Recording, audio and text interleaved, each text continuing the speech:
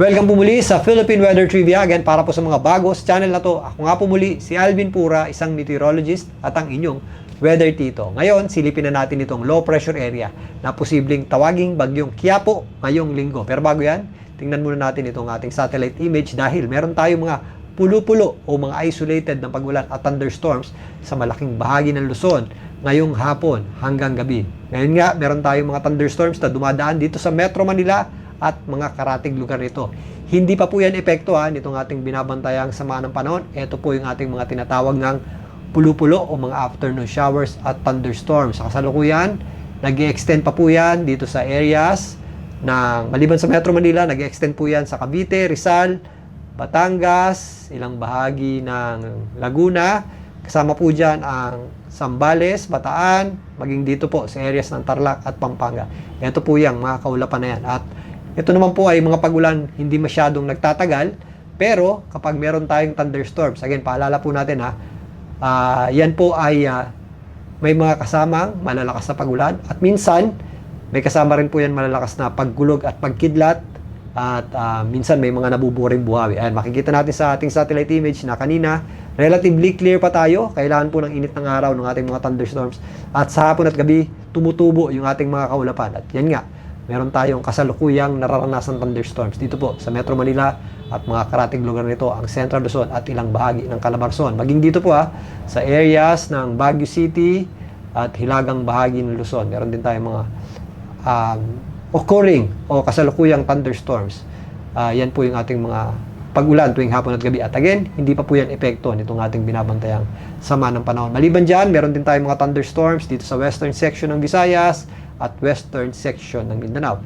Ito naman po ay epekto ng ating habagat o southwest monsoon. Mas mataas po yung ating tsansa ng pagulan dyan. Although sumisikat po yung ating araw, meron na po tayong inflow ng hangin dyan na pumupunta dito sa ating binabantayang nabuo ng sirkulasyon. Ito po yung ating low pressure area sa labas ng ating area of responsibility. Ito po yung ating inflow ng hangin. Nagsisimula na pong unti-unting lumakas yung ating habagat. Sa ngayon, ito pong low pressure area na ito ay huli pong namataan ng Pag-asa sa layong 1,505 kilometers silangang bahagi ng Eastern Visayas. Wala pa po yung direktang epekto sa atin. Malayo pa po yan at nasa labas pa nga ng ating area of responsibility. Pero posible po yung makapasok sa ating area of responsibility mamayang early morning o mamayang umaga. At if ever makapasok na po yan ng ating PAR at maging bagyo rin po as soon as possible na as soon as makapasok po yan ng ating PAR, mas mataas na po yung ating tsansa na magiging bagyo na po yan. Yan po ay mabibigyan ng local name na Quiapo.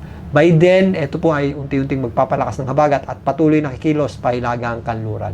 At mataas po ang tsansa niyang maglandfall o sumabit sa ating kalupaan at land mass bago pumasok ng weekend hanggang sa darating na weekend.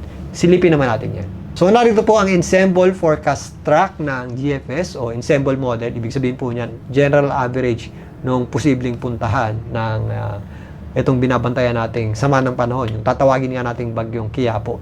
Dito, pinapakita na posible po yung lumakas, tropical depression, or at most, pwede po yung umabot sa hanggang tropical storm bago po yung sumabit sa ating landmass. So, by Friday, meron na po yung direct effect dahil medyo nakadikit na po yan sa ating kalupaan o landmass, maging dito sa Bicol region dahil nakausli naman yung part na yan. By Friday, direct effect na po yung nakikita natin dyan dahil sa kanyang outer wind field at outer rain bands at lalong-lalo na sa weekend. Yan po ay inaasahan nating tatawid dito sa hilagang bahagi ng Luzon or extreme northern Luzon. Ito pong kanyang kulay itim, ito yung kanyang average na pupuntahan. Pero again, may outlier pa po yan. Ito po yung ating general area na posibleng puntahan. Northern Luzon hanggang extreme northern Luzon. Yan po yung posibleng puntahan itong ating bagyong Quiapo. So, medyo mahinang system pa po ito.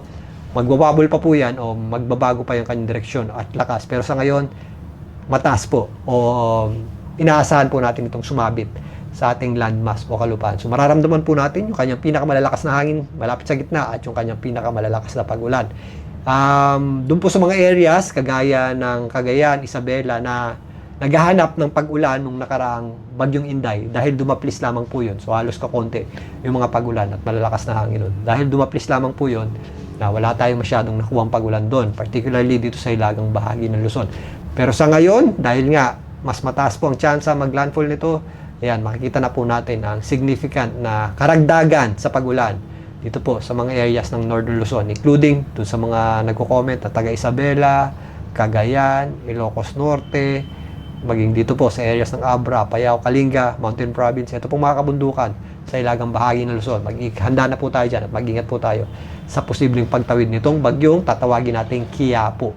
Sa ngayon din, ito po ay magpapalakas ng ating habagat. So, magsisimula muli yan dito sa western section ng Mindanao at western section ng Visayas. At habang lumalapit yan, mas madadagdagan po yung ating mga pagulan dyan. So by Friday hanggang weekend, halos buong Luzon at buong Visayas na po yung makakaramdam ng hangin ng habagat. At yung mga pagulan natin, mostly mararamdaman din po natin yan. Particularly sa western section ng Luzon, ito pong areas ng Mimaropa, including Metro Manila, Central Luzon, Calabarzon, and Bicol Region, maging dito sa western Visayas. So Friday hanggang weekend habang tumatawid po itong bagyong Quiapo sa ating bansa. Again, dalawa ang aasahan natin, direct effect o yung kanyang sirkulasyon at ang epekto ng habagat, yung mga areas naman na malayo sa bagyo. So narito naman ang AI model na nagmula sa Google DeepMind. Pinapakita dito yung general area natin na mababa yung pressure, yung mga tuldok na yan, yung ating posibleng puntahan, yung ating sama ng panahon. At again, dito rin pinapakita na mataas ang tsansa ng landfall o tumawid yan dito sa hilagang bahagi ng Luzon at extreme northern Luzon. So yan po yung ating general area na pupuntahan nito patungo dito sa may area ng southeastern China. Yan po ay sa darating na linggo. By Sunday, nakatawid na po yan dito sa may West Philippine Sea. Pero again, mas mararamdaman po natin ang epekto nito by Friday hanggang weekend. As early as Thursday, starting tomorrow, increasing na po yung epekto ng habagat dyan dito po sa western section ng Mindanao at western section ng Visayas. At mas madadagdagan pa po yan habang kumikilos papalapit dito sa itaas na bahagi ng ating bansa. Ito nga bagyong Quiapo. So narito po ang paunang pagtaya ng pag-asa para sa mga pag-ulan posibleng maidulot ng habagat o southwest monsoon. So again, palakas po yan bukas. So mula bukas hanggang sa darating Thursday, pwede po tayong makaranas ng mga 50 to 100 mm sa pag-ulan o moderate to at times heavy rains. So posible na po magpabahayan, especially sa mga mabubundok na lugar at mga low-lying areas at mga flash flood prone areas. Ang areas po na Maguindanao del Norte, kasama po dyan, Sultan Kudarat, Sarangani. At yung mga areas po na walang kulay, ang natitirang bahagi ng Soc-Sargen, BARMM, kasama na po dyan ang Northern Mindanao at Zamboanga Peninsula. Posible naman yung ating mga kalat-kalat na pag-ulan at thunderstorms. Again, kapag meron tayong thunderstorms, malakas na pag-ulan pa rin po yan, kahit short-lived o kahit maiksi lamang. Ganon din po ang panahon natin, dyan po sa may Western Visayas, mula bukas hanggang sa darating na Thursday. So by Thursday naman, mas madaragdagan pa yung ating mga pag-ulan hanggang sa darating na Friday. Kasama na nga po dyan ang Western Visayas, maging dito po sa areas ng Lanao del Norte, Lanao del Sur, maging dyan po sa Maguindanao del Norte at Sultan Kudarat. Pero mostly, western section ng Mindanao at western section ng Visayas, possible po yung ating mga pag-ulan, dulot ng epekto ng ating habagat o southwest monsoon. At by Friday, nandun na sa taas ang bagyong si Quiapo. At meron na po yung epekto sa may areas ng Bicol Region at Northern Luzon. So wala pa po dito sa pagtaya ng pag-asa, pero ito po ay initial na pagtaya pa lamang, madadagdagan pa po yan sa mga susunod na araw habang kumikilos, papalapit etong bagyong Quiapo sa ating landmass o kalupaan at habang lumalakas din po yung ating habagat o southwest monsoon. So kailan magsisimula ang pag-ulan dito sa Metro Manila? Yung mga pag-ulan natin tuwing hapon at gabi, normal na po yan. Madalas po tayo magkaroon ng thunderstorms o mga pulo-pulo o yung mga afternoon showers at thunderstorms natin. Hindi pa po yan epekto ng ating binabantayang sama ng panahon. By Friday, mas mataas na po yung ating tsansa ng pag-ulan, lalong-lalo na sa darating na Sabado at Linggo. So yan po yung ating tatlong araw na mas mataas po ang tsansa ng pag-ulan. Ramdam din po natin yung hangin ng habagat o southwest monsoon dito po sa Metro Manila. At hindi lang po sa Metro Manila, syempre, general area po yan. Medyo malawak naman po ang epekto ng ating habagat. Hindi yan parang bagyo na kung saan nandun yung gitna or yung kanyang sirkulasyon. Doon lang siya nakaka-apekto. Ito po ay habagat o southwest monsoon. So, maging ang western section ng Central Luzon, including Zambales, Bataan, Pampanga, Bulacan, Tarlac, Nueva Ecija, Calabarzon area, including Cavite at Batangas, lalong-lalo na Mimaropa, maging dito po sa western section ng Visayas. Starting Friday, inflow ng habagat yan, mataas po yung ating tsansa ng pag-ulan. Meron tayong mga at times heavy rains, so mga scattered rains, at times meron din tayong malalakas na pag-ulan dahil sa epekto ng habagat o southwest monsoon. At ganun din po sa darating na weekend, so meron pa rin po tayong habagat o southwest monsoon yan habang papatawid naman ang bagyong si Kia po, dyan po sa hilagang bahagi ng Luzon. By Sunday, nakalabas na po yan sa may West Philippine Sea, pero meron pa rin po tayong habagat o southwest monsoon. Para naman sa direct effect, kailan natin mas mararamdaman yan? Again, by Friday, nakadikit na po yan halos dito sa hilagang bahagi ng Luzon at extreme northern Luzon, at nag-extend pa po yan dito sa may area ng Aurora or eastern section ng northern Luzon. Aurora, Isabela, Quirino. So by Friday hanggang Sabado. Yan po yung ating estimated time of landfall o pagdikit dito sa general area ng northern Luzon. So mostly, by Friday coming to Saturday, or pwede pong mas maaga dahil nga pwede pa pong magbago yan, ito pong general area ng northern Luzon, Ilocos Region, kabundukan ng Cordillera, kasama po dyan itong Abra, Kalinga, Apayao, Mountain Province, Isabela, Cagayan, extreme northern Luzon, Batanes, Aurora, mahagip din po. Medyo mas mababa ng kaunti, pero mahagip din po yan kung kaulapan itong bagyong tatawagin natin Quiapo. So, nandyan po concentrated yung ating malalakas na pagulan. So, ang pinagkaiba nga ng ating habagat sa mga pagulan dulot ng mga bagyo is yung ating bagyo, once na dumaan yung kanyang area na may kalakasan yung pagulan, yung area na malapit sa gitna, is makikita natin na mag-i-improve agad yung weather. So, by Sunday, wala na yan. O, maganda na po ulit yung panahon. Pero, ayan, sa Friday hanggang Saturday, doon natin nakikita yung ating mga mas malalakas na pagulan.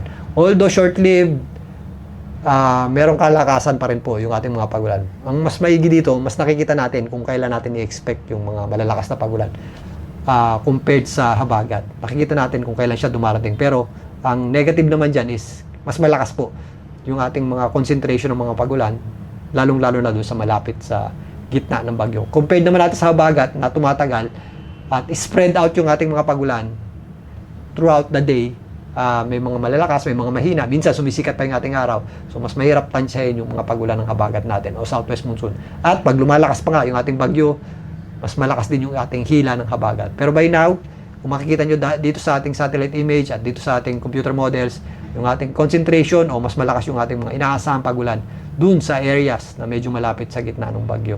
Mga possible heavy to at times intense rains yan na may kasamang gusty winds o malalakas na bugso ng hangin, particularly malapit dun sa gitna ng bagyo. So mag-ingat po tayo dyan at maghanda po tayo sa posibleng pagtawid nitong tatawagin nating bagyong Quiapo. So ayun na nga, inaasahan na nga natin maging isang ganap na bagyo itong binabantayan nating sama ng panahon sa labas ng ating area of responsibility, at yan na po ang ating pang-apat na bagyo ngayong July. Hahabol pa po yan bago matapos ang buwan ng July. Yan po ang tatawagin nating bagyong Quiapo. Again, mataas po o posible po yung maglandfall dito sa hilagang bahagi ng ating bansa at sumabit dyan sa mga isla sa extreme northern Luzon. Pero dahil medyo malayo pa at mahinang system pa lamang ito, magbabago pa yung kanyang direksyon at lakas. Pero ngayon pa lang, dapat maghanda na po tayo sa mga posibleng malalakas na pagulang maaaring idulot nito at ng malalakas na bugso ng hangin din na medyo malapit sa gitna ng ating bagyo. Particularly dito nga sa itaas na bahagi ng ating bansa. Maliban dyan, may kalawakan din po ang epekto ng habagat, at yan po ay makaka-apekto po sa malaking bahagi ng ating bansa, particularly sa kanlurang bahagi nito.